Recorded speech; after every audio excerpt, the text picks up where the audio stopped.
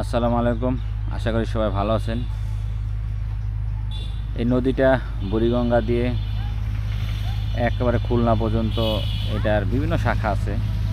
খুলনা, বরিশাল, কুয়াকাটা, ঢাকা, বুড়িগঙ্গা থেকে পদ্মা, মেঘনা সব এই নদী শাখা। দেখেন বিশাল বড় একটা নদী। এই নদী দিয়ে একসময় স্টিমার চলছে। তখন ঢাকায় 96 আরও 94 বা 90 সালের কথা। তখন ঢাকায় যাইতে গাড়ি পাওয়া যেত না। এখান দিয়ে স্টিমারে যাইতাম আমরা। এখান থেকে সদরঘাটে নামতাম।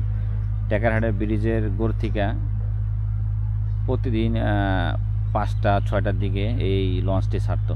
সেই নদী। এই নদীটা বিশাল বড় নদী ছিল।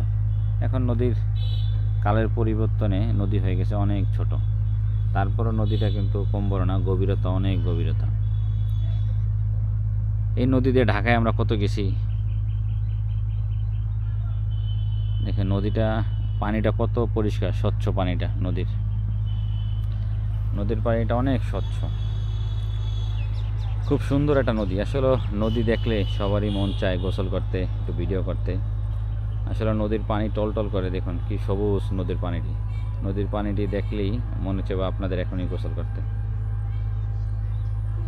বাংলাদেশের 4 ভাগ 3 ভাগই হচ্ছে নদী, 1 ভাগ হচ্ছে ভূমি। নদীমাতৃক বাংলাদেশ, আমার সোনার বাংলাদেশ নদী। এই হচ্ছে নদীর পাড়, অনেক সুন্দর সুন্দর নদী। আসলে গ্রামে আমাদের এই যে মাদারীপুর, গোপালগঞ্জ, মুর্শিদপুর এলাকায় অনেক সুন্দর সুন্দর নদী আছে।